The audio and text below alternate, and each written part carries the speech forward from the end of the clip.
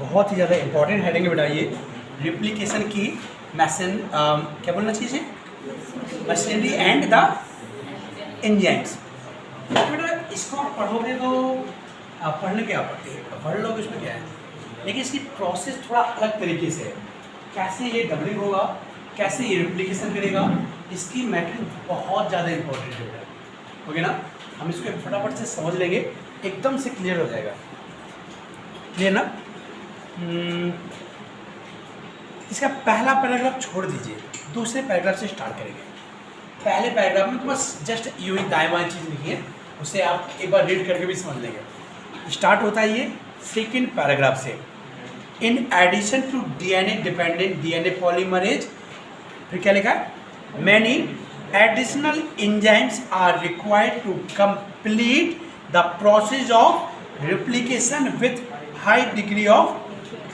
अच्छा, you know that कि कितने एंजाइम इन्वॉल्व होते हैं इसमें, यहाँ पर लिखा many additional enzymes are involve. Many मतलब बहुत से, कौन कौन से हैं बेटा, ज़्यादा नहीं, 2-3 एंजाइम हैं।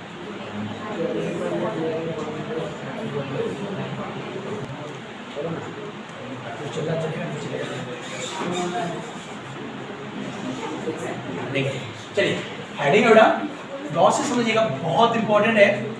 यहाँ देखो बेटा, लुक हियर, जैसे कि ये एक डीएनए है, ओके ना, ये क्या है बेटा, बन गया जैसा बन गया। डीएनए में रिप्लिकेशन होना है, और यू नो दैट, मैंने आपको पिछली क्लास में बताया था कि डीएनए बहुत जोर से कंडेंस होता है, इतना दूर दूर गैप होगा, एकदम से कंडेंस है।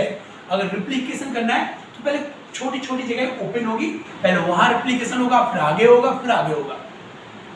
कैसे, मान लीजिए ये डीएनए इतना घना है बेटा, बहुत ज्यादा डेंस है, यहाँ पर प्रोसेस होना पॉसिबल ही नहीं है।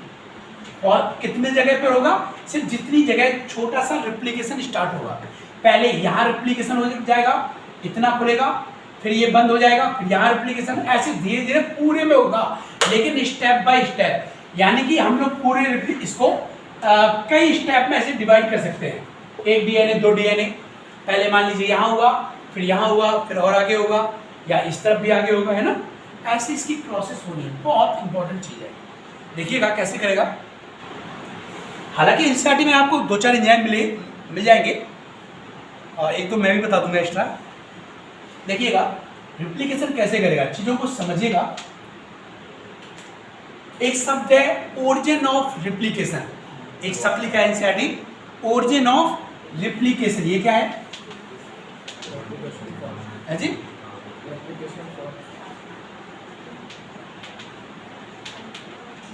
मतलब ऐसा पॉइंट जहां से रिप्लिकेशन स्टार्ट होगा,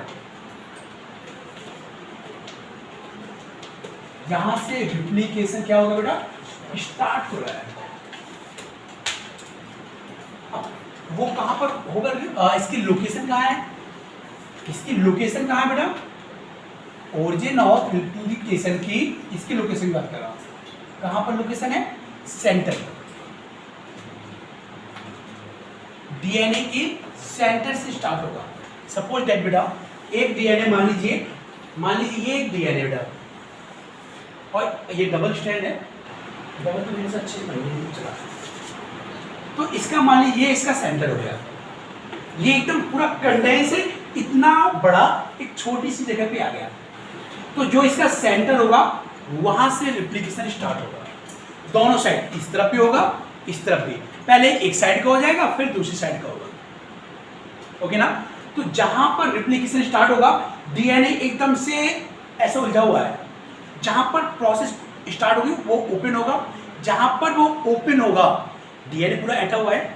जैसे कि मैं बात करूं, कोई रस्सी है, एक रस्सी देख रहे हो, रस्सी जाना ना ऐसे ऐठा हुआ होता है, जहां पर आप पेन लगा के उसकी जहां वो ऐसे उलझा है ना, खोलोगे, जहां पर वो ओपन हो रहा है वहां पर एक एंजाइम काम करेगा, डीएनए हेलिकेज। एक एंजाइम का नाम है डीएनए हेलिकेज।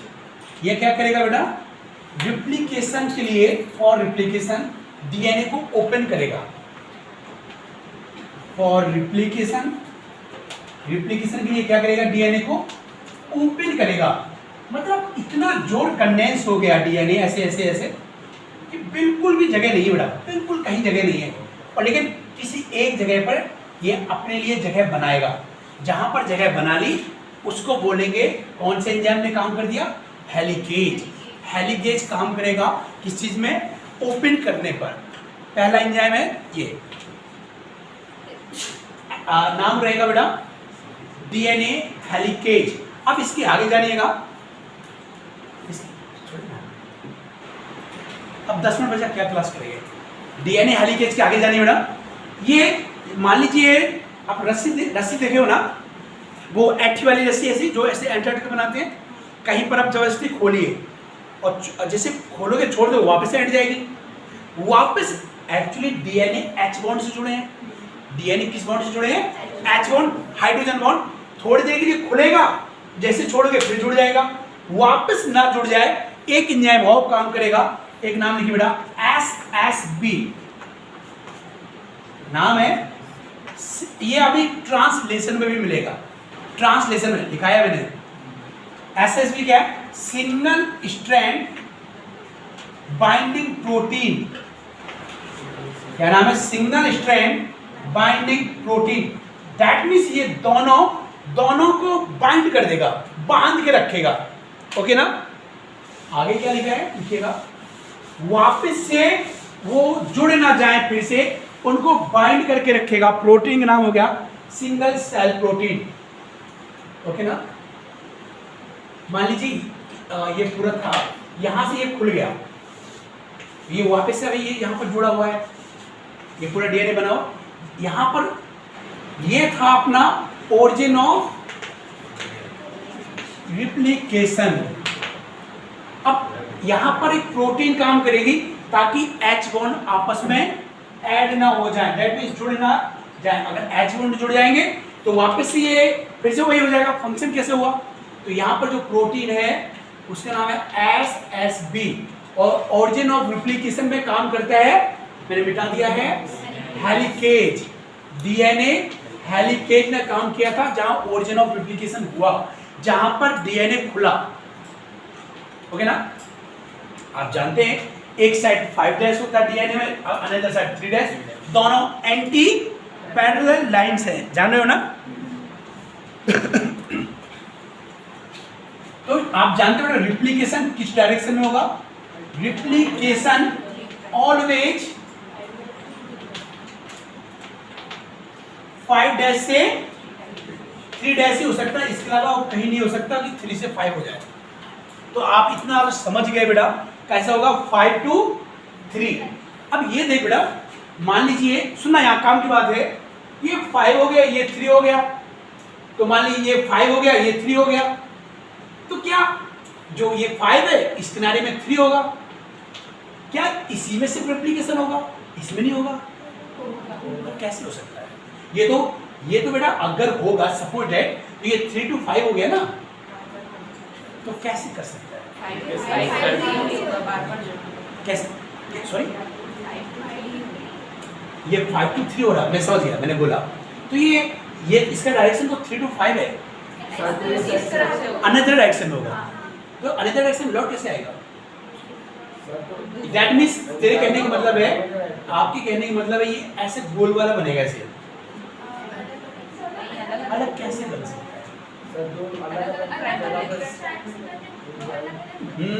अलग स्टैंड में, तो इसका 3-5 हो गया ना, इस डायरेक्शन से काम करेगा 5 to 3।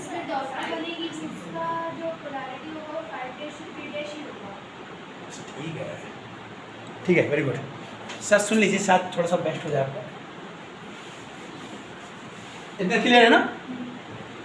एक चीज और है बेटा, रिप्लिकेशन के लिए एक चीज और चाहिए, क्या?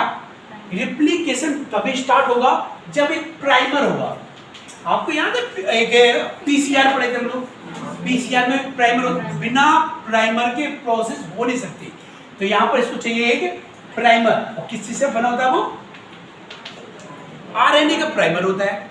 आरएनए का प्राइमर मतलब आलू होगा, ए होगा, टी की जगह यू होगा, सी भी हो सकता है जी, लेकिन यहाँ पर यू होगा, टी नहीं होगा, वो प्राइमर होगा। अब उसके बाद चेन आगे बढ़ेगी, समझना इस बात को। बहुत इंपॉर्टेंट चीज है, बहुत इंपॉर्टेंट चीज है बेटा।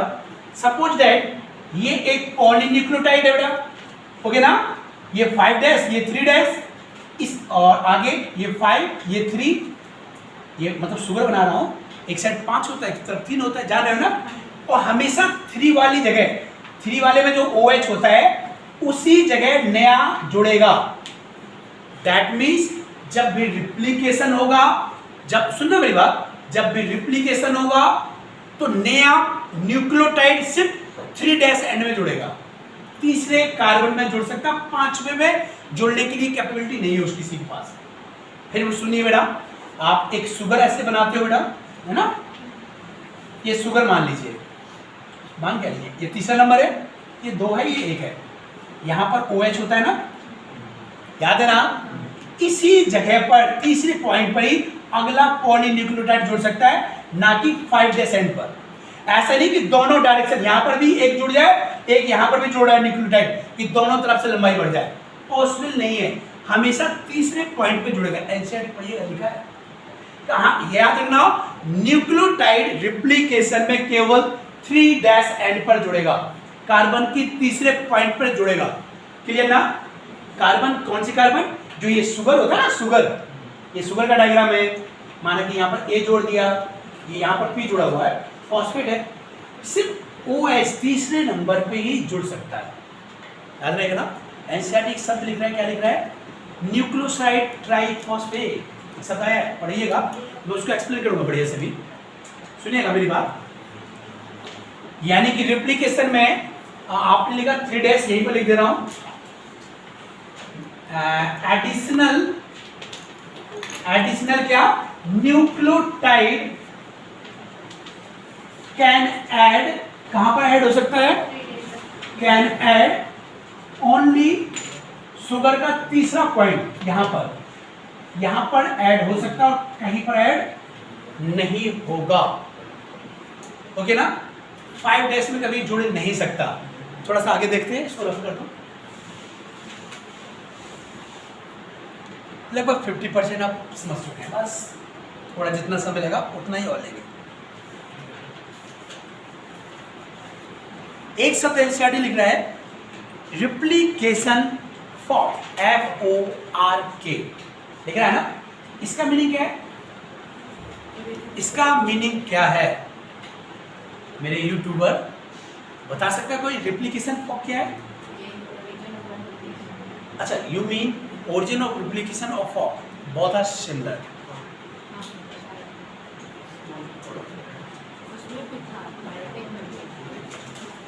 हाँ, आप पूछिए नहीं रहा है, फॉर्क जान रहे क्या, FORK, देखना सर, सुनिएगा सर, समझे आप, बहुत बढ़िया समझोगे, बहुत बढ़िया समझ जाओगे, एकदम हलवा चीज है क्योंकि, ओके डन ना। देखिएगा, ये DNA है, ओके ना,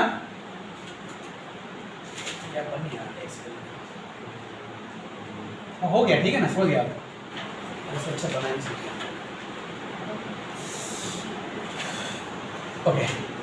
ये ऐसे DNA ओपन हो गया, यहां पर फिर से वो जुड़ा होगा ऐसे, है ना, यहां पर वो आगे फिर भी जुड़ा होगा, इतना मैंने खोल दिया। जहां पर स्टार्ट हुआ था इतने से पॉइंट को बोलते हैं ओरिजिन ऑफ रिप्लिकेशन, या बीच में भी हो सकता है ऑरिजिन ऑफ रिप्लिकेशन। बीच में कैसे, DNA यहां पर है, काफी ऐसे नहीं कि एक ही हेलिक्स है, हेलिक्स में आ रहा ना, इसको हेलिक्स बोलते हैं, इसको हेलिक्स बोलते हैं ना। यहाँ 5-10 हेलिक्स खुल गए हो तो ज्यादा दूरी हो गई, 5-10 हेलिक्स खुल गए हो, जहां स्टार्ट हुआ था खुलना, उतने पॉइंट बोलते हैं ओरिजिन ऑफ रिप्लिकेशन।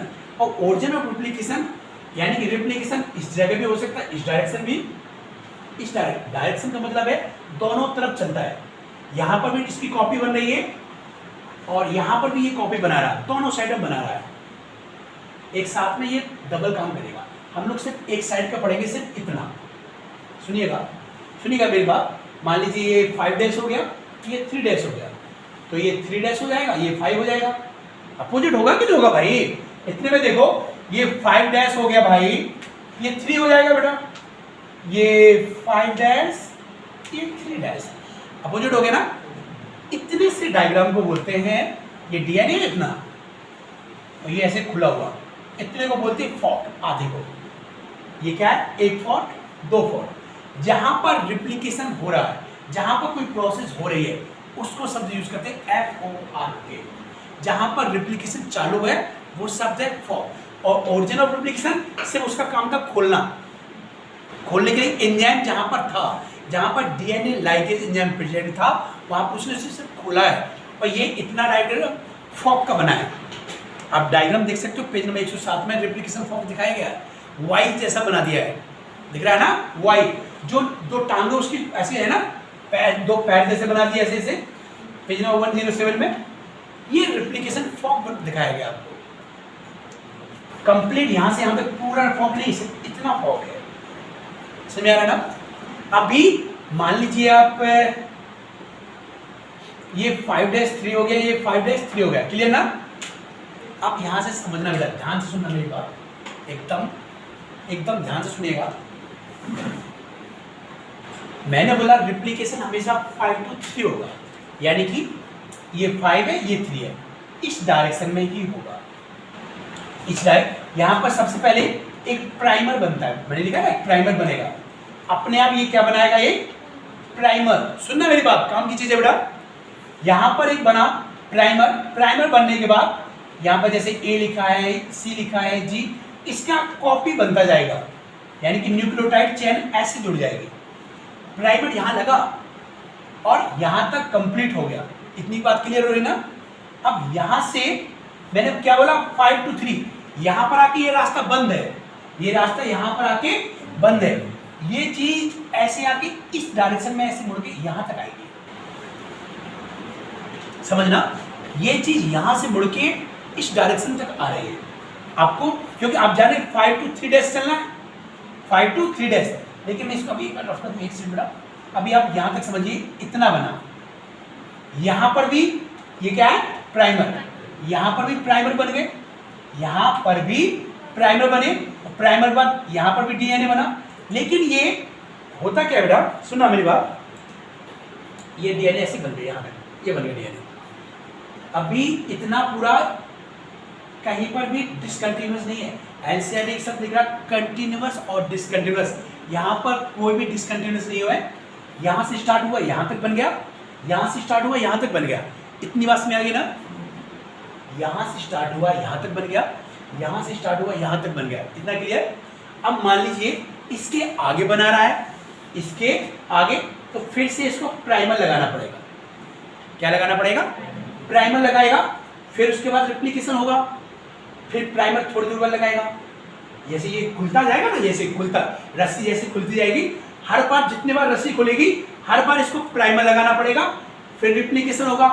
अभी मान लीजिए ये भी पूरा खुल चुका है, ये भी खुल गया, फिर से यहाँ पर प्राइमर लगाएगा, फिर आगे बढ़ेगा। तो यहाँ पर बीच में इतना, यहाँ पर ब्रेक हो गया, यहाँ पर नहीं बना डीएनए, यहाँ पर डीएनए नहीं बना, यहाँ पर डीएनए नहीं बना। तो ये बीच बीच में कई जगह ब्रेक हो जाता है, लेकिन जहां से स्टार्ट होती है ये पूरा कंटिन्यू जाता है, ये नहीं रुकता कहीं, है नी? ये कहां तक जाएगा? जहां तक ओरिजिनल रिप्लिकेशन, इस कॉर्नर में, और इसका मैंने मिटा दिया, ये था, बस में ना, ये यहां से चला ओरिजिन ऑफ रिप्लिकेशन तक कंटिन्यूअस, इसलिए इसको बोलते हैं नीचे वाले को कंटिन्यूअस। ऊपर वाला बीच बीच में ब्रेक होके आ रहा है, इसको बोलते हैं डिसकंटिन्यूअस। बाद में होगा क्या? प्राइमर को हटा दिया जाएगा, प्राइमर को हटा के डीएनए की, ये डीएनए बनाए ना जो मैंने एरो बनाए, डीएनए के पीस को डीएनए लाइगेज से जोड़ दिया जाएगा। एनसीईआरटी एक नाम और लिख रहा है, डीएनए लाइगेज। फिर इनको डीएनए लाइगेज से जोड़ दिया जाएगा। डायग्राम आप एनसीईआरटी में देखिएगा, रेड कलर में एक साइड तो सीधा एरो लगा दिया, दूसरे में स्टेप बाय स्टेप लगाए, बीच में ब्रेक दिया है। ब्रेक देने का मतलब जान रहे हो ना? यहाँ पर वो है, क्या बोलना चाहिए? यहाँ पर प्राइमर था, यहाँ पर क्या था बेटा? प्राइमर, ओके ना? लेकिन वो प्राइमर ने बाद में फिर वो प्राइमर हटा दिया गया, डीएनए लाइगेज से जोड़ दिया जाएगा, फिर एक पूरा सीधा डीएनए तैयार हो जाएगा, ओके ना? नीचे भी सीधा रहेगा, ऊपर भी सीधा रहेगा। यहां से जो फॉक है वो खुलता चला जाएगा, ऐसे फॉक मतलब खुलता चला जाएगा, मैं यहाँ पर रस्सी नहीं लेनी, आपको फॉर्म भी दिखा। चलिए एक बार स्टैटिक इसको रीड करेंगे तब और अच्छा क्लियर होगा। मैंने कहा था जो मैसेज हेडिंग है ये पेज नंबर 106 पेज में पहला पैराग्राफ छोड़ के दूसरा पैराग्राफ से पढ़ेंगे। मेरे साथ पढ़ लीजिए, बहुत क्लियर हो जाएगा। एनसीईआरटी लिख रहा है in addition to DNA dependent DNA polymerase. That means जो यहाँ पर मैंने बता नहीं पाया बेटा, ये तो प्राइमर हो गया और जो ये डीएनए बन रहा था यहाँ पर एक एंजाइम काम कर रहा था जिसका नाम था डीएनए डिपेंडेंट डीएनए पॉलीमरेज। आप इसको डीएनए पॉलीमरेज भी लिख सकते हैं या लिख सकते हैं इसको डीएनए डिपेंडेंट डीएनए पॉलीमरेज।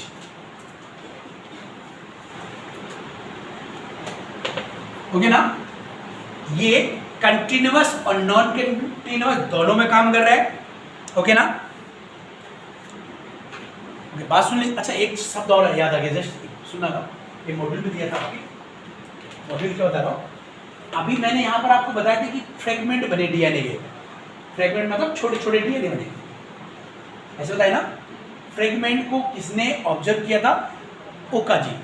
क्या नाम था? हाँ ओकाजाकी, बहुत ओकाजाकी। क्यों नाम था उसका ऐसा? उसकी मम्मी बताया। तो जो डीएनए के छोटे छोटे फ्रेगमेंट हैं इनका नाम रहेगा ओकाजाकी फ्रेगमेंट। क्वेश्चन आएगा ओकाजाकी फ्रेगमेंट आपस में कौन से एंजाइम से जुड़ेगा? नाम रहेगा डीएनए लाइगेज। ओकाजाकी फ्रेगमेंट में आ रहा क्या है? डीएनए के स्मॉल पीस जो रिप्लिकेशन करके डीएनए के छोटे छोटे सिंगल स्ट्रैंड फ्रेगमेंट हैं वो किससे जुड़ेंगे? DNA ligase. आपको लिखना है एक और पॉइंट, यहां लिख दे रहा हूं ओकाजाकी फ्रेगमेंट जुड़ जाएंगे via attach via DNA ligase. ये इनको जोड़ देगा।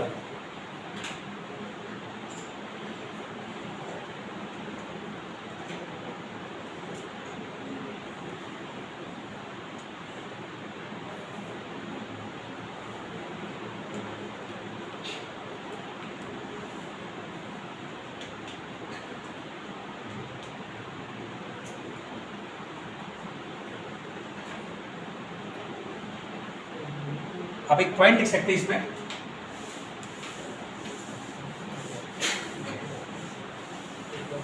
एक पॉइंट ऊपर लिख सकते हैं बेटा, जो डिसकंटिन्यूअस चेन है या सिंथेसिस है वो कहां पर हो रही है? Discontinuous chain synthesis. चेन मतलब डीएनए रिप्लिकेशन हो गया ना।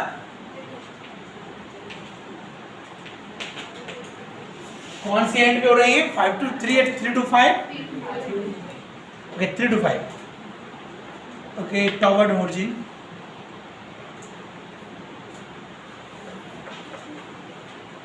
Towards origin of replication. जो लाइन रिप्लिकेशन की तरफ वहां पे लौट रही है, क्या लिख सकते हैं? फ्रॉम अवे फ्रॉम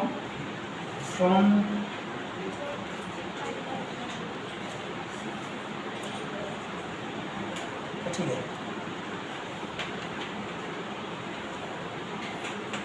ये भी लिख सकते हैं away from replication pop.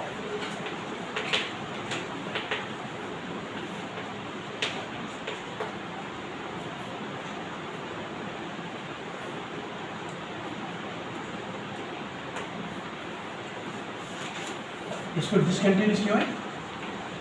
Repeated primer use होते हैं इसमें। रिपीटेड प्राइमर यूज हो रहे हैं इसलिए अलग अलग प्रकार की चेन बनेगी। नहीं प्रकार तो वही रहेगा, डिसकंटिन्यूअस हो जाएगी। ओके ना।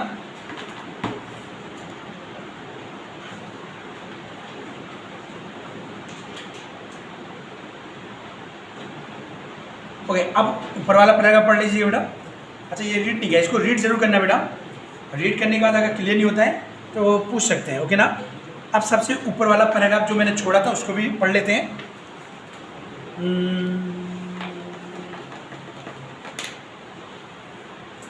ओके, इसके लिख रहे होगा कुछ कुछ है ही नहीं। ये सिर्फ समझने वाला टॉपिक है, लिखने वाला कुछ नहीं। एनसीईआरटी बता रहा है यहाँ पर पहला पैराग्राफ देखिएगा बेटा, लिखा है in living cells such as E coli the process of replication require a set of catalysed enzyme the main enzyme is refer to a DNA dependent DNA polymerase since it uses a DNA template to catalyse the. अच्छा, जो prokaryotic cell होती है बेटा, prokaryotic cell में कहां पर होता है ये रिप्लिकेशन? प्रोकैरियोटिक सेल में रिप्लिकेशन कौन जगह होगा?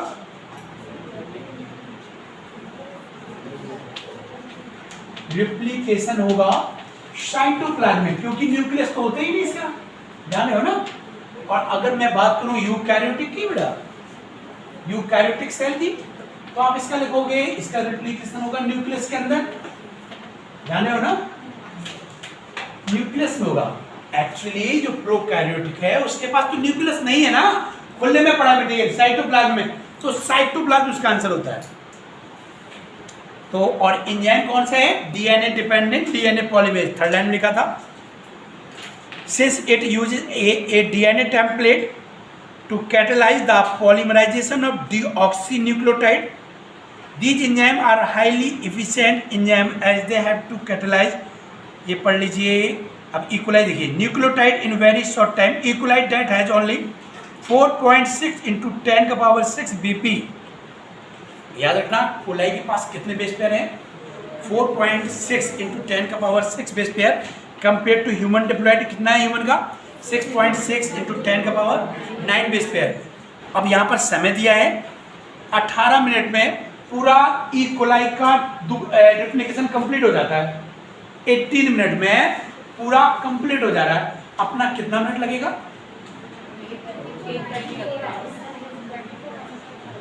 एस फेज में 24 hours. S phase S phase में कितना समय लगेगा अपने ह्यूमन में? 23। श्योर है तू? चिपका रहा था 21 ले, वहाँ 21 है उसका। ओके, देख लीजिए, एनसीईआरटी लिख रहा है ई कोलाई इतना बेस पेयर है और रिप्लिकेट हो जाते हैं, रिप्लिकेट मतलब डबल हो जाता है इन 18 मिनट, यानी 18 मिनट से डिवाइड कर दिया तो ह्यूमन सेल इतने बेस पेयर है 9 ना,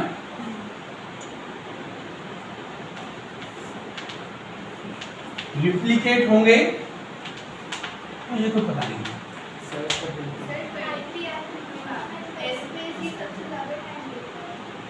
कितना सब लेगा? अंदाज नहीं बेटा, नहीं 23 आवर्स हो ही नहीं सकता, 23 तो हो ही नहीं सकता कभी। क्यों नहीं हो सकता? जन आप लगता पढ़े नहीं है, एक सेल साइकिल पढ़े थे बेटा, एम फेज में लगता है टोटल का 5 मिनट, सॉरी 5%, 95% तो ये लेता पूरा, और ऐसे डिवाइड करते हैं। यहाँ G1 है, ये S है, G2 है। G1 में क्या होता है? G1 S G2 मिला के 95 है, और सबसे बड़ा आई फेज बोलते हैं इसको, इंटरफेज को आई बोलते हैं, तीनों को मिला के। इनमें 95% लग रहा है। 95% का कितना हो गया? कितना मिनट, कितना घंटा हो गया? जितना भी हो गया, और उसमें S सबसे बड़ी होती है, इनको भी कुछ समय देना पड़ेगा ना, 23 घंटे तो हो ही सकता उसका। ओ भाई सब लगा सकते हो कितनी स्पीड से हो रहा है, कैसे कैसे निकालोगे? देख स्पीड, देख यहाँ पर 2000 बेस पेयर 1 सेकेंड में हो जाते हैं। अपने में कितने बेस पेयर हैं? 2000 का इसमें डिवाइड कर दे, आंसर आ जाएगा ध्यान से। एनसीईआरटी लिख रहा है 2000 बेस पेयर कितना सेकेंड में डुप्लीकेट होते हैं? 1 सेकेंड में। टोटल कितना है? इतना। इसको पूरा पॉइंट हटा के 0 बढ़ाओ, इसमें 2000 से मारो डिवाइड करके, आ जाएगा कुछ न कुछ हिसाब किताब। अरे सब बन जाएगा भाई, सेम है, इसमें सबकी वही होती है, नंबर अलग है तो सेम कैसे होगा? सेम है बाबा, समझ लिया। 22.8 एक स्पीड निकाली गई है कि एक कोलाई इतने बेस पेयर हैं, 18 मिनट में कर रहा है। अगर इसको डिवाइड करोगे तो 2000 बेस पेयर 1 सेकेंड आएगा, अप्रोक्सीमेटली इतना आ गया।